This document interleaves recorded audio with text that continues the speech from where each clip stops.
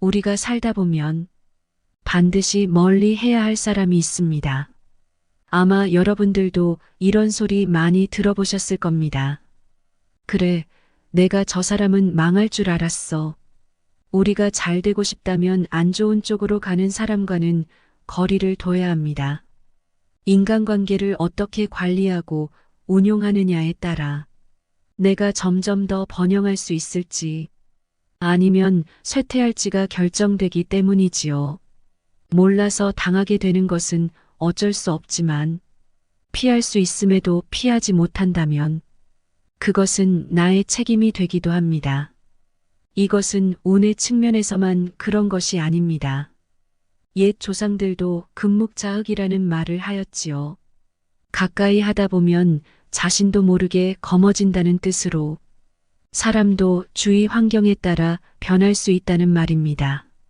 주변에 좋은 사람이 있다면 자연스럽게 좋은 사람을 닮게 되고 나쁜 사람이 있다면 자신도 모르게 나쁜 운으로 향할 수가 있습니다. 오늘은 우리를 나쁜 운으로 향하게 만드는 피해야 할 사람의 특징을 알아보고 만약 어쩔 수 없이 이 사람이 주위에 있다면 어떻게 이런 사람들에게 좋은 기운을 빼앗기지 않을 수 있을지 알아보겠습니다. 듣기 전 구독과 좋아요, 알림 설정은 영상 제작에 큰 힘이 됩니다. 살면서 꼭 멀리해야 할 사람의 특징. 안 좋은 운으로 향하는 사람은 특징이 있습니다. 이런 사람들은 서서히 망하는 길로 들어섭니다. 만약 이런 사람이 주위에 있다면 가급적 멀리해야 합니다. 첫 번째는 자신의 입장에서만 생각을 하는 사람입니다. 이런 사람은 자기중심적인 태도를 보이는 사람입니다. 때때로 상대방에게 함부로 말하여 기분을 상하게 하기도 하고 다른 사람에게 굳이 하지 않아도 될 말을 하여 싸움이 벌어지게 하지요. 같이 있다가는 나도 피해를 입을 수 있게 됩니다. 자기중심적인 태도는 상호작용과 소통에 방해가 됩니다. 이런 사람들은 자신의 의견과 이익을 우선시하며 다른 사람들의 의견이나 감정을 무시하거나 경시하는 경향이 있습니다. 상호작용과 소통의 핵심은 무엇일까요? 바로 상대의 의견을 존중하고 이해하려고 노력하는 것입니다. 그러나 이 핵심을 모르는 사람들은 상대방의 의견을 존중하고 이해하는 것을 방해하며 갈등과 불화를 일으키게 됩니다. 자기중심적인 사람들은 타인의 감정을 고려하지 않습니다. 그들은 자신의 감정과 이익을 우선시하며 타인의 감정이나 필요를 무시하거나 경시합니다. 이는 상대방에게 상처를 줄 수 있으며 신뢰와 친밀감을 잃기 좋은 행동입니다. 그러니 사회생활에서 협력과 협조를 어렵게 만듭니다. 이뿐만 아닙니다. 가장 큰 문제는 자기중심적인 사람들은 지속적인 갈등을 일으킬 수 있다는 것이지요. 이들은 자신의 이익을 위해 양보를 하지 않습니다. 타인과의 갈등을 피하지 않고 무조건 공격적인 태도를 보이거나 때로는 해결을 시도하지 않는 모습을 보입니다. 결국 이러한 태도는 건강한 관계를 유지하는데 장애물이 되며 상호 간의 신뢰와 존중을 훼손할 수 있습니다. 두 번째는 사사건건 계속 트집을 잡는 사람을 피해야 합니다. 이러한 사람들은 주로 다른 사람들의 부정적인 면을 발견하려고 하는데요. 사람에게는 두 가지 면이 있습니다. 긍정적인 면과 부정적인 면. 그런데 트집을 잡는 사람들은 부정적인 면을 극대화하기 위해 주변 사람들의 언행이나 행동을 살피거나 들춰내려고 합니다. 그것을 남의 약점으로 여기고는 사람을 흔들려고 하지요. 이러한 사람들은 주변 사람들의 신뢰를 잃을 수 있습니다. 왜냐하면 계속해서 다른 사람들의 행동을 지켜보고 트집을 잡는 행동은 다른 사람들에게 불안감을 불러일으키고 마음을 상하게 할 수 있기 때문이지요. 인간관계에서 건강한 관계의 기반은 무엇일까요? 바로 신뢰와 존중입니다.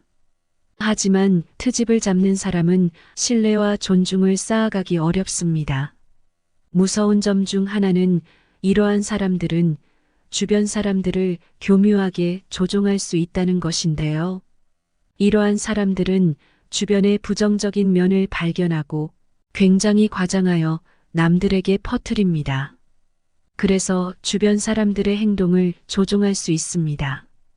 이러한 행동은 주변 사람들에게 강압적인 느낌을 줄 수 있으며 마음을 상하게 하는 경우가 많습니다. 이것은 결국 그 사람의 삶에서도 부정적인 영향을 미치게 되는 것입니다. 계속해서 다른 사람들의 부정적인 면에 대해 생각하고 이러한 면을 극대화하여 언급하는 행동을 하는 사람은 당연히 좋은 행동을 하는 것은 아닐 것입니다. 세 번째는 사소한 것에 화를 자주 내는 사람입니다. 이러한 사람들은 공격적인 성향을 갖고 있는 경우가 많지요. 자신의 감정을 통제하지 못하고 사소한 일에도 곧바로 화를 내곤 합니다. 자신을 절제할 줄 모르는 사람입니다. 공격적인 사람은 마음을 상하게 합니다. 이러한 사람들은 자신의 분노나 화를 주변 사람들에게 표출하는데요. 결국 주변 사람들은 상처를 받고 그를 떠나가게 됩니다. 그런가 하면 공격적인 사람은 대화와 협력을 어렵게 만듭니다. 일상생활 도중에 이런 사람을 만나본 적 있을 것입니다. 더 이상 이 사람과는 대화를 이어나가고 싶지 않은 느낌을 주는 사람이지요.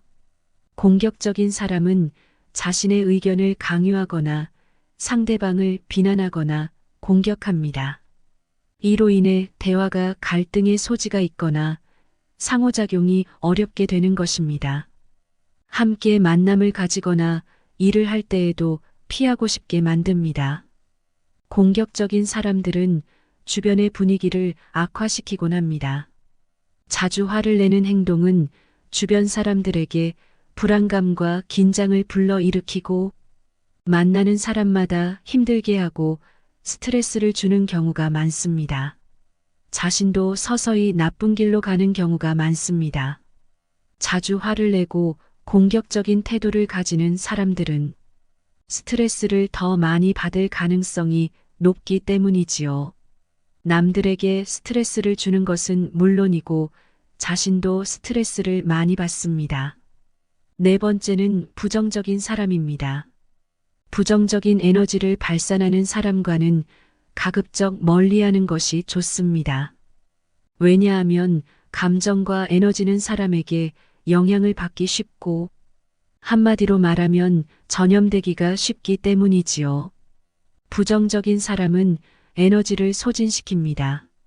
그들은 자신의 불만이나 불평을 주변 사람들에게 퍼뜨립니다.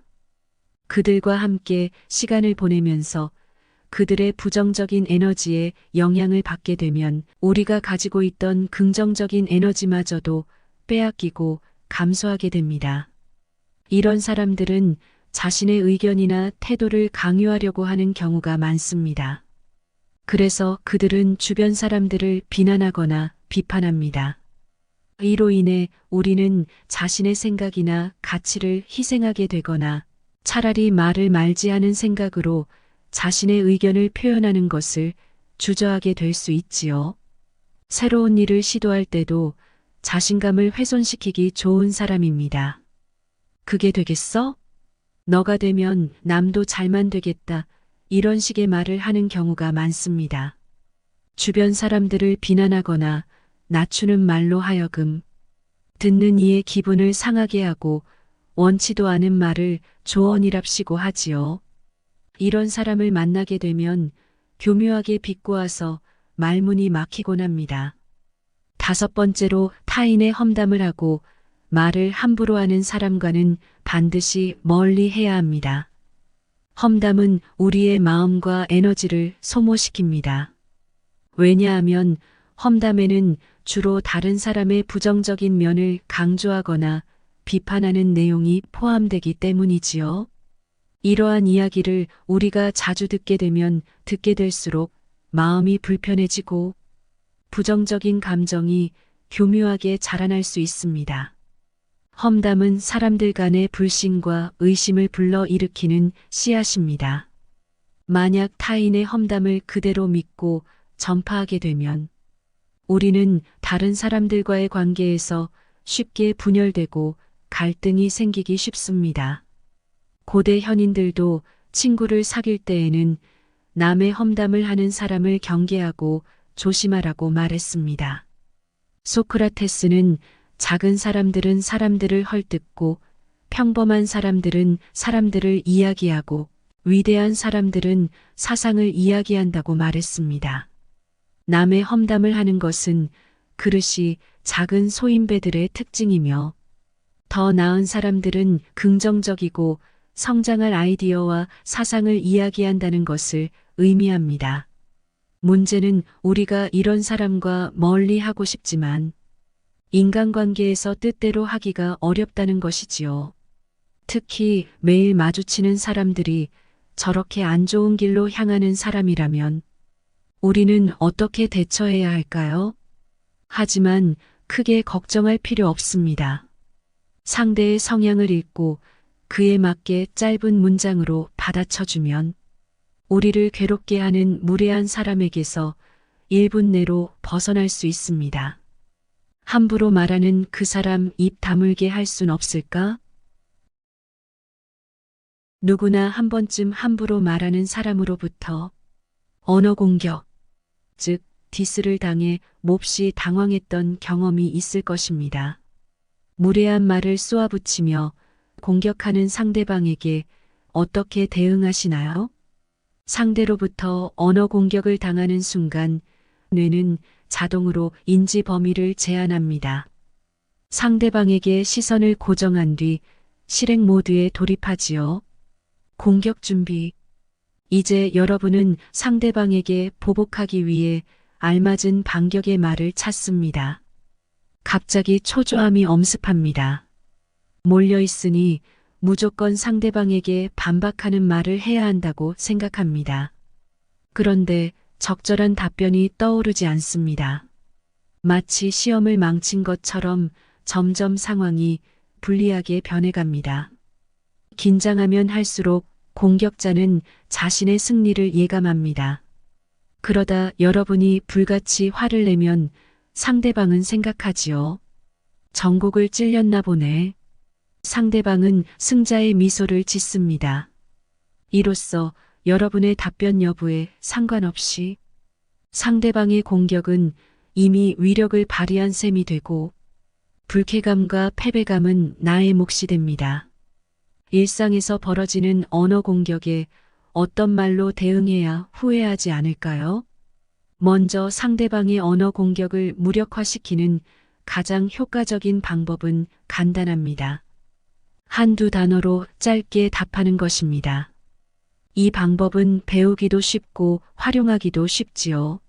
몇 가지 상황을 알고 기억하여서 평소에 연습을 해두면 마치 조건 반사처럼 빠르게 말할 수 있습니다. 장난으로 받으면 그대로 지나간다.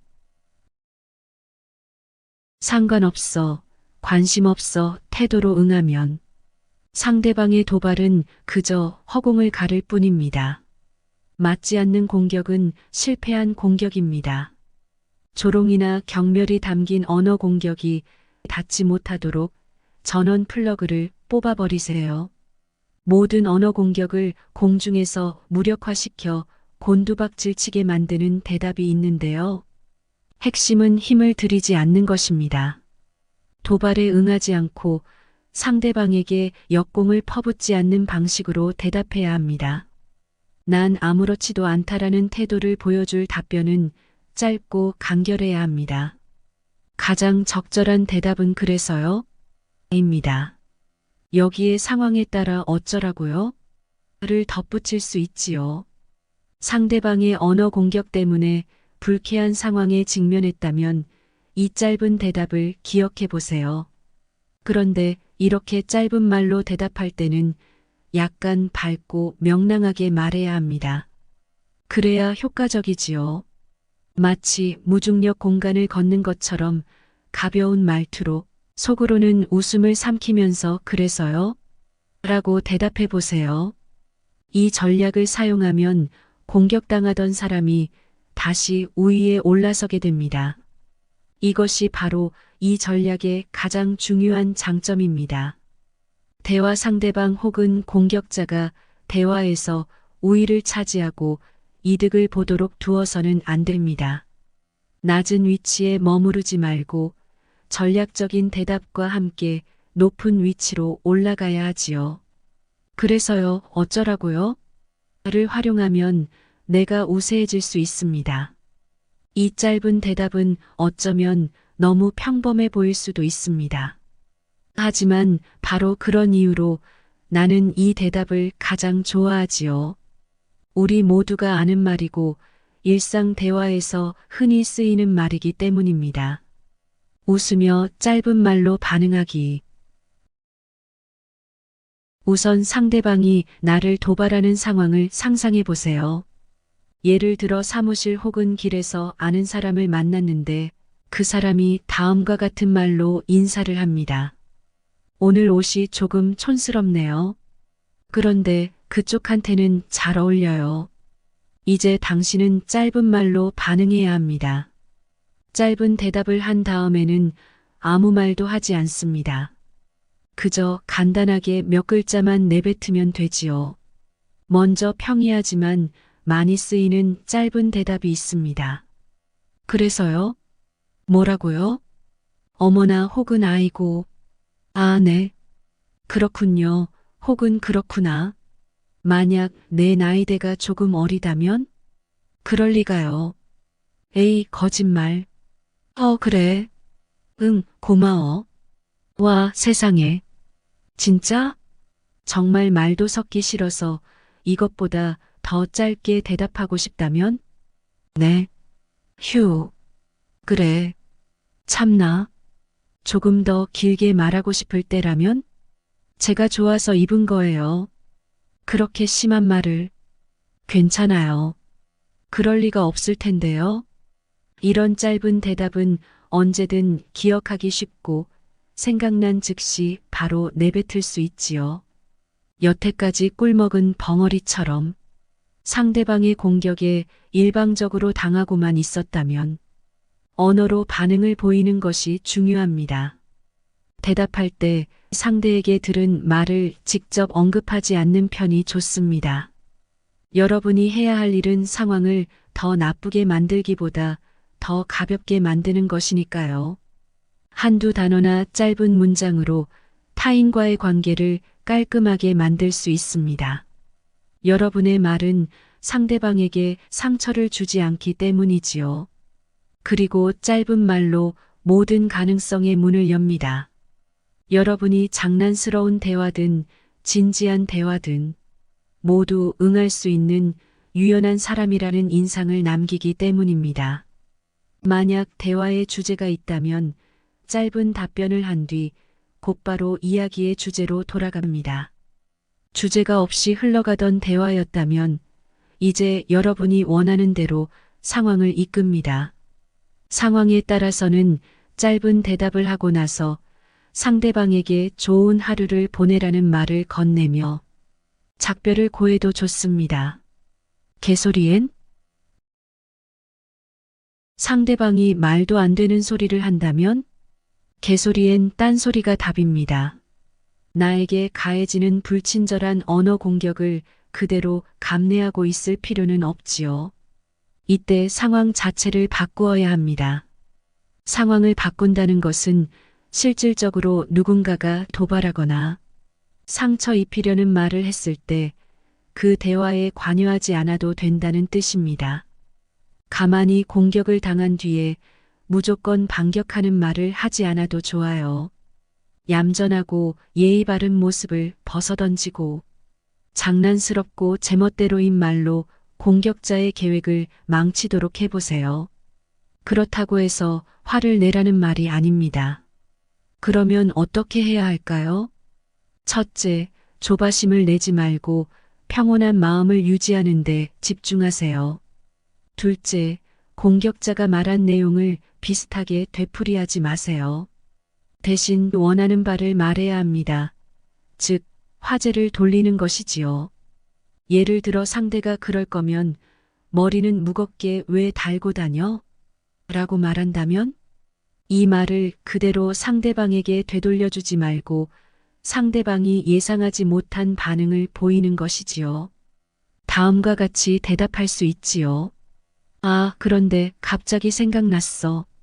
요즘에 알루미늄 성분이 없는 데오도란트 제품이 점점 더 많아지고 있대. 써봤어? 정말 효과 있는지 궁금해서 2개 다 사볼 거야. 이렇게 말하면 당신은 이야기의 주제를 완전히 다른 방향으로 돌렸습니다. 엉뚱한 답변을 한 것이지요. 물론 공격자도 이 점을 눈치챌 것인데요. 그리고 그 상황이 공격자의 심기를 건드립니다.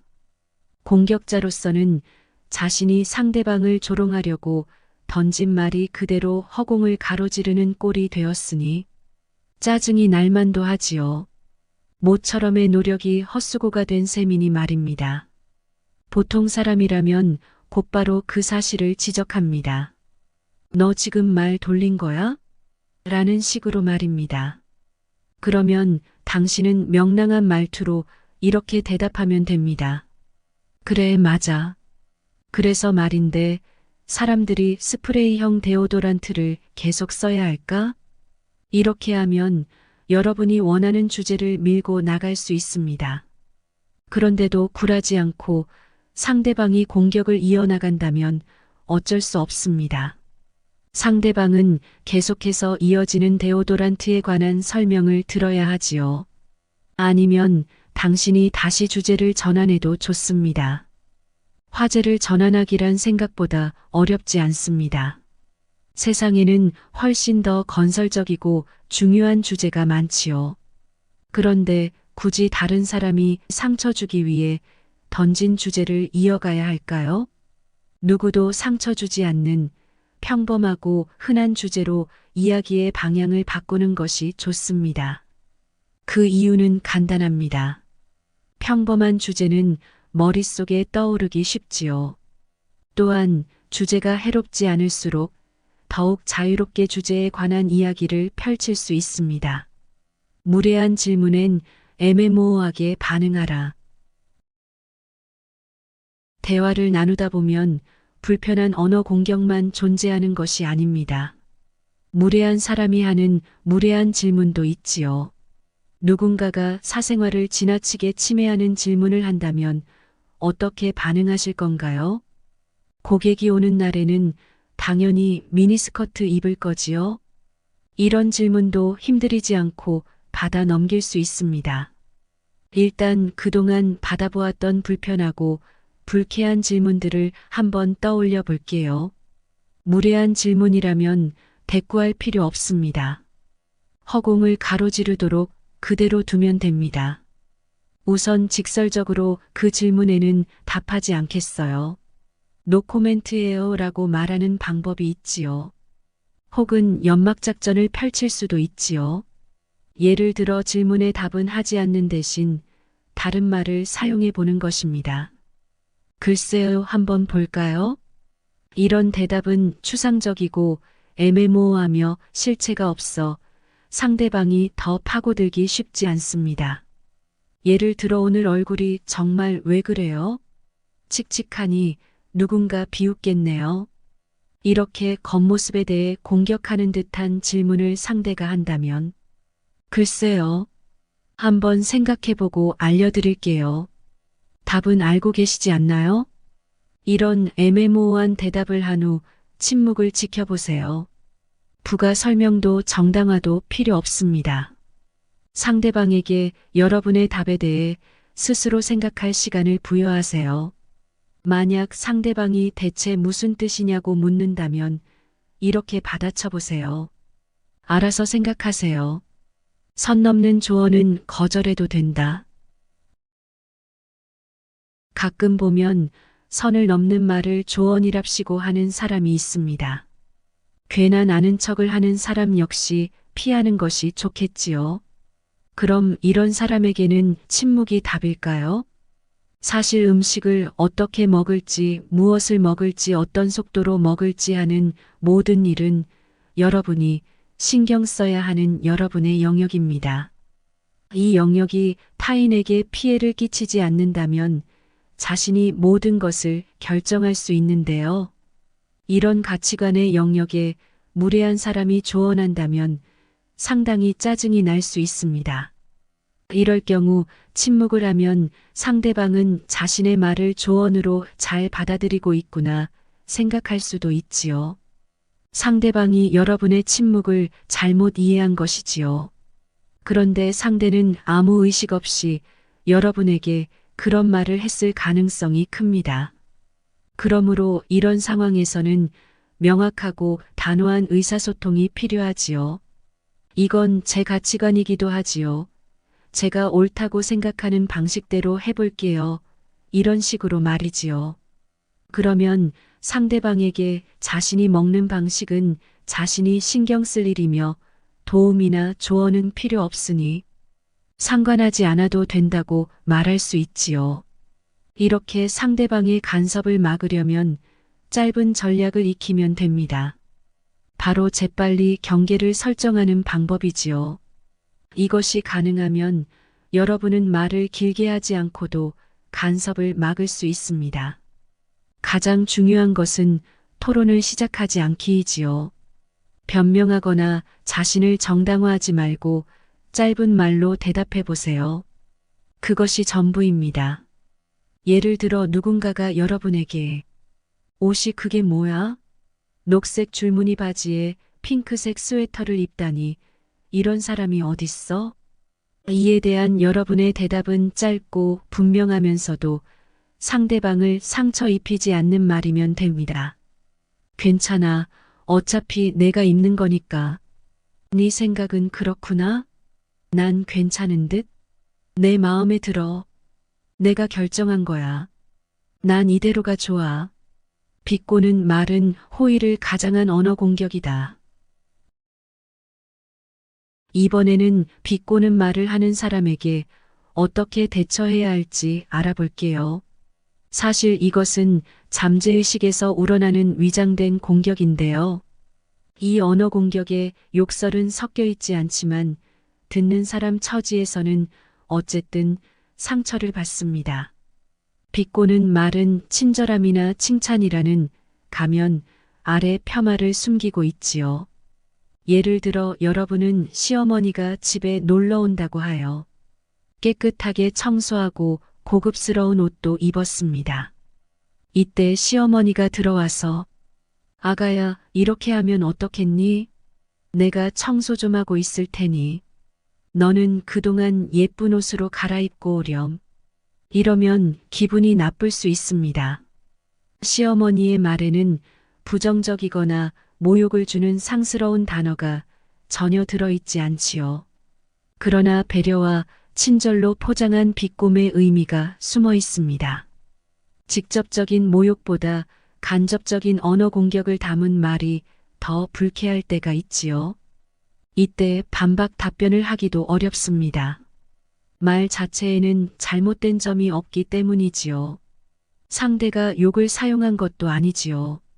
그러나 이것은 살림과 옷차림에 대한 은밀한 비난과 모욕이 담긴 언어 공격이지요. 이렇게 공격하는 말에는 항상 이 의도가 숨겨져 있습니다. 바로 네가 얼마나 노력했든지 상관없어. 나는 네가 하는 일이 무엇이든 만족하지 않을 것이고 그걸 늘 표현할 거야 라는 화자의 심리가 숨어 있지요. 비꼬는 말이 담긴 언어 공격을 당했을 때 감정적으로 반박해서는 안 됩니다.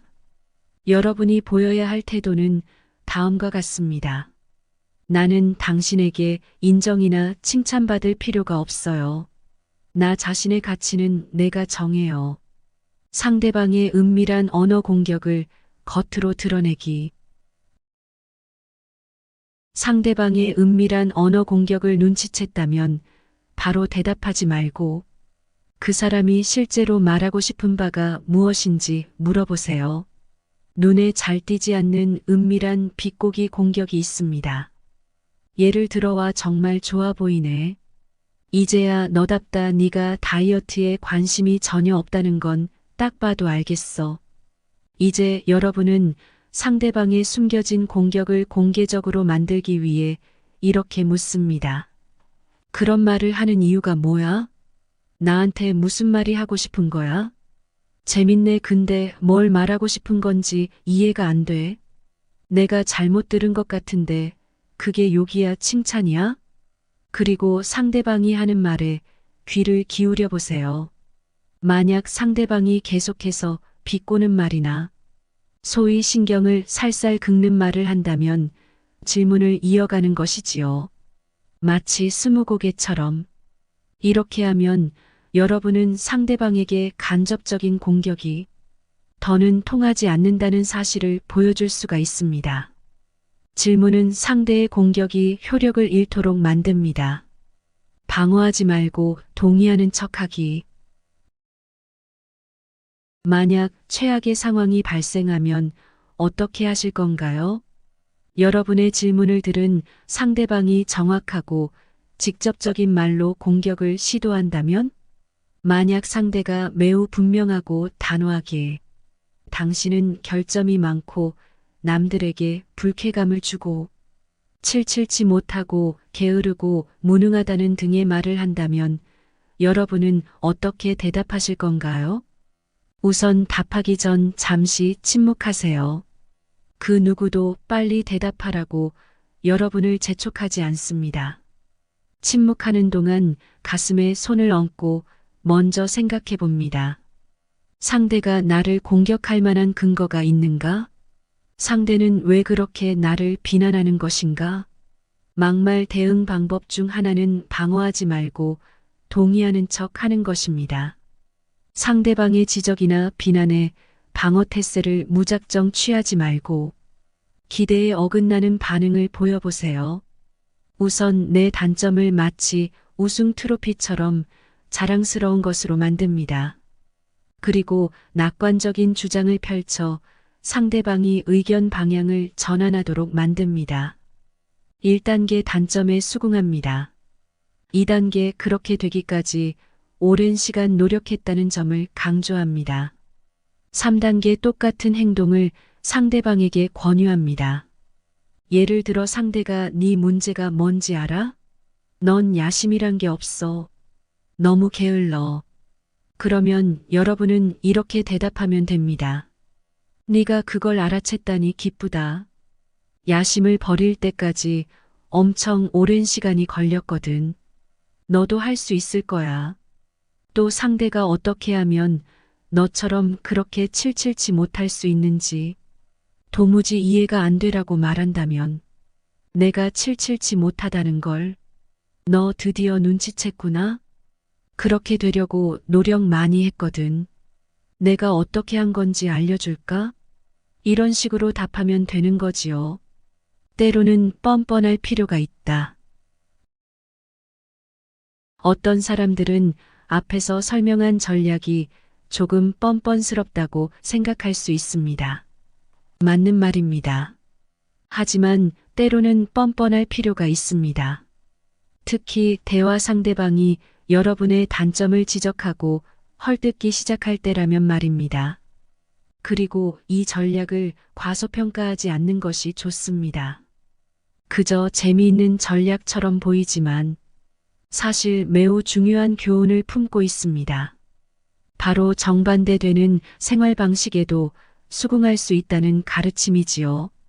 모든 음은 양을 필요로 합니다. 숨을 들이쉬었다면 내뱉어야 하지요. 건전지에는 양극과 음극이 있어야 합니다. 정반대되는 습성이 모여 하나의 존재를 이루는 셈이지요. 인간의 삶도 마찬가지로 언제나 두 가지 측면을 가지고 있습니다. 즉 타인이 단점이라 지적하는 여러분의 생활 방식은 그저 삶의 균형을 이루기 위한 다른 측면입니다. 여러분이 네가 그걸 알아챘다니 기쁘다. 야심을 버릴 때까지 엄청 오랜 시간이 걸렸거든. 너도 할 수 있을 거야 라고 대답한다고 해서 이것이 그저 유머로 그치는 것은 아닙니다. 이 말은 사람의 인생을 이루는 구성에 늘 다른 면이 존재할 수 있다는 깨달음에서 우러난 대답이니까요. 오늘 들어보신 이야기 어떠셨나요? 내 주변에서 피해야 할 사람을 알게 되는 눈을 기르는 것은 정말 필요하다고 생각합니다.